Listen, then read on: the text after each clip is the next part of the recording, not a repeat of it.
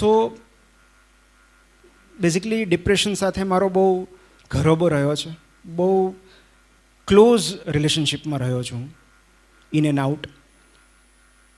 અને એટલે mental health મારા માટે એક એવો વિષય છે કે જેનો મેં ખૂબ અભ્યાસ કર્યો છે, ખૂબ વાંચ્યું છે એ વિશે. અને એ પીડા હું હમણાં જ મુકુલભાઈને કહેતો હતો રસ્તામાં કે આ પીડા સાઈરામભાઈ મને હવે પોતીકી લાગે છે. જે પીડામાંથી તમે પસાર થાઓ ને પછી પીડા સાથે અટેચમેન્ટ થઈ જાય તમને. તો હવે કોઈ ડિપ્રેશનનું નામ લઈને મને એમ થાય કે હું કનેક્ટ થયો છું તમારી સાથે.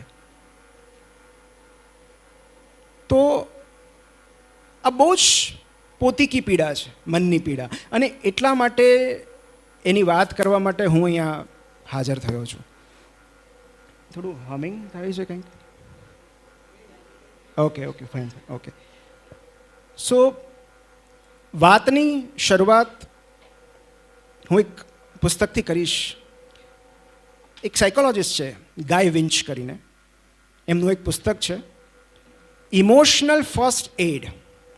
હવે તમે ગાય વિન્ચ સર્ચ કરજો અને યુટ્યુબ પર એમની એક ટેડ ટોક છે જેમાં એ બહુ જ સરસ વાત કરી રહ્યા છે. એ વાતથી હું શરૂઆત કરું છું કે એક દિવસ તેઓ એમના એક મિત્રના ઘરે ગયા અને એ મિત્રનો 5 વર્ષનો બાળક સ્ટૂલ પર ચડી અને વોશ બેઝિન પાસે અરીસામાં જોઈને બ્રશ કરતો હતો.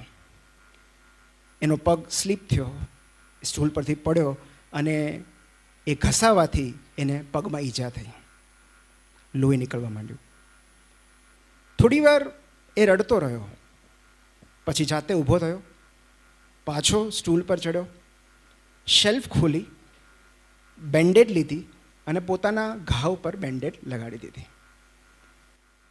5 વર્ષના બાળકને ખબર હોય છે કે શરીરમાં ક્યાંક ઈજા થાય તો શું કરવાનું? બેન્ડેડ લગાડવાની. 5 વર્ષના બાળકને ખબર છે કે દિવસમાં 2 વાર બ્રશ કરવું જરૂરી છે. પણ આપણને હજી સુધી ખબર નથી કે કોઈ માનસિક ઈજા થાય તો ક્યાં બેન્ડેડ લગાડવાની, શું કરવાનું, ઇમોશનલ હાઇજીન કેવી રીતે કેળવવાનું, ઇમોશનલ બ્લીડિંગ કઈ રીતે બંધ કરવાનું. અને આપણા બધામાં ભારોભાર ફેવરિટિઝમ રહેલું છે, કારણ કે આપણે માનસિક સ્વાસ્થ્ય કરતાં શારીરિક સ્વાસ્થ્યને અનેક ગણું વધારે પ્રાધાન્ય આપીએ છીએ. કોઈને ફ્રેક્ચર થયું હોય તો આપણે ખબર કાઢવા જઈએ છીએ. વેલિડ રીઝન છે કે મને ફ્રેક્ચર છે, હું 2 અઠવાડિયા 2 મહિના નહીં આવી શકું કામ પર. પણ મને ડિપ્રેશન છે એવું રીઝન મોકલ્યું હોય તો નથી સ્વીકાર્ય.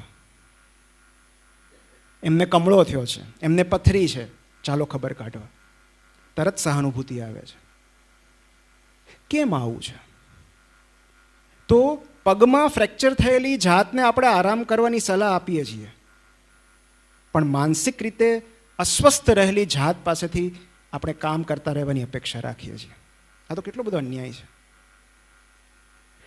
અને માટે આવા અવેરનેસ કેમ્પેન્સ થવા જોઈએ. અને એટલે આ સોચની સામાજિક નિસ્બતને હું વંદન કરું છું કે આટલા બધા લોકો આજે, મતલબ આઈ એમ ઓવરવેલ્મ્ડ વિથ ધ રિસ્પોન્સ. કેટલા બધા લોકો ઉપર બેઠા છે. આમ જોઈએ તો મનની પીડાઓ, મનના પડકારો, મનની પરેશાનીઓ અનેક છે. તમે સાયકેટ્રિક ડિસઓર્ડર્સના નામ સાંભળો, ક્યારેક નામ સાંભળીને ડિપ્રેશન આવી જાય. કેટલા છે સાઈરામભાઈ? ઓસીડી, પોસ્ટ ટ્રોમેટિક સ્ટ્રેસ ડિસઓર્ડર ને કેવા કેવા નામ. પણ હું બહુ સિમ્પ્લિફાઈ કરી દઉં તમને. આમ એક રીતે જોઈએ ને તો મનની પીડાઓ, મનની પરેશાનીઓ 2 જ છે. કાં તો કશુંક ગુમાવી દીધાનું દુઃખ છે અને કાં કશુંક પામી લેવાની ચિંતા છે. કાં તો કશુંક ન મળ્યું એની ઉદાસી છે, કાં તો જે છે એ ઝૂંટવાઈ જવાનો ડર છે. આ 2 જ પડકારો છે, આ 2 જ પરેશાનીઓ છે, આ 2 જ પીડાઓ છે. અને એટલે આપણે હાઈફાઈ ડાયગ્નોસિસમાં નથી જવું. માત્ર 2 જ common mental health problems, depression, anxiety, જેમાં અહીંયા બેઠેલા કદાચ ઘણા બધા ઓલરેડી પીડાતા હશે. કેમ થાય છે? શું કામ થાય છે? કેમ મને આઈ એમ વેરી સોરી કે સોશિયલ મીડિયામાં હું દરેક લોકોને રિપ્લાય નથી કરી શકતો સાઈરામભાઈ. યુવાન પેઢીના, યંગસ્ટર્સના એટલા બધા મેસેજ આવે છે કે sir, we are suffering from depression, અમારે શું કરવું? અને હું એવું કહું છું એ લોકોને કે ભાઈ, હું ખાલી મેન્ટલ હેલ્થ એક્ટિવિસ્ટ છું, હું સાયકિયાટ્રિસ્ટ નથી. તમે સાયકિયાટ્રિસ્ટ પાસે જાઓ. એટલા બધા લોકો, મુકુલભાઈ, મને હું નથી કરી શકતો બધાને રિપ્લાય. મને એ વાતનો ખેદ છે કે હું બધા સાથે કનેક્ટ નથી થઈ શકતો. પણ મને એક ખ્યાલ આવે છે કે આજના યુગમાં કેટલા બધા લોકો માનસિક પીડા, માનસિક યાતના ભોગવી રહ્યા છે. કેમ આવું થાય છે? એની આજે આપણે વાત કરવી છે. અને મારે ખાલી વાત નથી કરવી, મારે ઉપાયો પણ સૂચવવાના છે.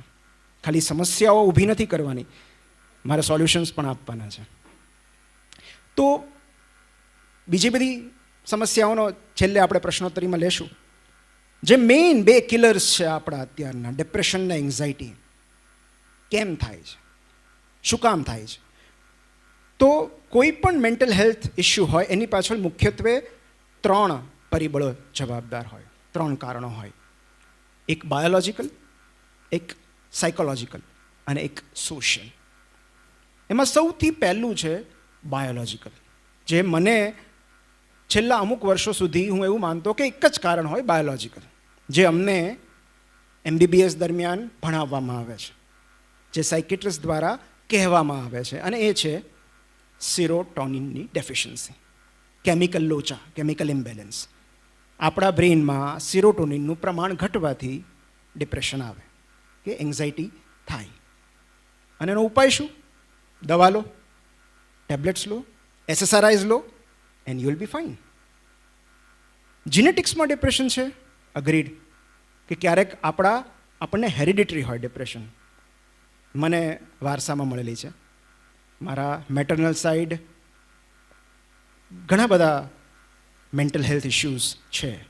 મમ્મીને ડિપ્રેશન છે, અને એ ડિપ્રેશન એણે મને વારસામાં આપ્યું છે. પણ એ વાતનો મને ગર્વ છે. હું એની ફરિયાદ નથી કરતો, કારણ કે મમ્મીની જે કેરેક્ટરિસ્ટિક્સ આવી છે એના કારણે જ આજે હું તમારી સામે અહીંયા ઊભો છું. સો આપણા જીન્સ આપણે ચેન્જ નથી કરી શકતા, પણ એ જીન્સની સાથે એવું બીજું ઘણું બધું વારસામાં આપણને મળ્યું હોય છે જે આપણી સ્ટ્રેન્થ બની શકે છે. So genetics and serotonin deficiency, chemical imbalance. તો બાકીના 2 પરિબળો શું કામ છે અને કયા છે? એક બહુ સરસ પુસ્તક છે, the how of happiness. The how of happiness. એમાં એ અભ્યાસ થયો છે કે આપણા સુખનો સેટ પોઈન્ટ, આપણો હેપીનેસનો સેટ પોઈન્ટ 50%, 50% જેનેટિકલી ડિટરમાઇન્ડ હોય છે. મતલબ આપણું સુખ કેટલું રહેશે, આપણે કેટલા સુખી રહેશું, એ ઓલરેડી આપણા જન્મ સમયે 50% ડિસાઇડ થઈ ચૂક્યું હોય છે. એને હેપીનેસ સેટ પોઈન્ટ કહેવાય છે. મતલબ કે જો મારું ફેમિલી બેકગ્રાઉન્ડ ડિપ્રેશનમાં છે તો મારો હેપીનેસ સેટ પોઈન્ટ લો રહેશે. તો એવા લોકો નાના નાના સ્ટ્રેસર્સ આવે કે આઘાત આવે તરત ડિપ્રેશનમાં સરી પડે છે. 10% of our happiness is determined by external factors. સંજોગો, કોઈકે રિજેક્ટ કર્યા, હાર્ટબ્રેક થયું, નિષ્ફળતા મળી, કોઈનું અવસાન થયું, 10%. પણ 40% it is inner state of mind. એ 40% આપણા વિચારો, આપણો અભિગમ એ નક્કી કરે છે. અને 40% બહુ મોટા પર્સન્ટેજ છે. સો 60% ઓફ હેપીનેસ એ આપણા કંટ્રોલમાં નથી, પણ એની સામે 40% હેપીનેસ કઈ છે? એ બીજા 2 ફેક્ટર્સ છે, અને એ છે સાયકોલોજીકલ અને સોશિયલ. આપણે આજે એની ચર્ચા કરવાની છે. કારણ કે મને પણ એવું હતું કે મુકુલભાઈ, મેં 2-3 વાર એન્ટી ડિપ્રેશન્સ લીધી છે, અને સાઈરામભાઈ જેટલી વાર લીધી છે, ડ્રામેટિક રિસ્પોન્સ. વિધિન 15 દિવસમાં મારા સુસાઇડલ થોટ્સ ચાલ્યા ગયા, મારો કોન્ફિડન્સ લેવલ વધી ગયું, મારામાં એનર્જી આવી ગઈ, મારો સેલ્ફ એસ્ટીમ વધી ગયો. પણ એની સામે પ્રશ્ન એ છે કે કેમ ડિપ્રેશનના બધા જ પેશન્ટ્સ SSRIsને રિસ્પોન્ડ નથી કરતા? એવા કેટલા બધા મિત્રો મળે છે જેમ કહે છે કે છેલ્લા 2 વર્ષથી હું એન્ટી ડિપ્રેશન્સ લઉં છું પણ કોઈ જ રિસ્પોન્સ નથી. એવું ને એવું ડિપ્રેશન છે, એન્ઝાયટીમાં બિલકુલ ફેર નથી. યુઝ્યુઅલી ઘણીવાર એવું બનતું હોય છે કે ડિપ્રેશન ને એન્ઝાયટી સાથે હોય છે, બિલકુલ ફેર નથી. અને પછી શું કરવાનું? એન્ટી ડિપ્રેશન્સ બદલો, એડ કરો કેટામિન ઇન્ફ્યુઝન, ECTs. મતલબ લોકોએ ECT લઈ લીધા હોય છે તેમ છતાં ઇમ્પ્રુવમેન્ટ નથી. કેમ? દેટ મીન્સ આપણે કશું બેઝિક મિસ કરીએ છીએ.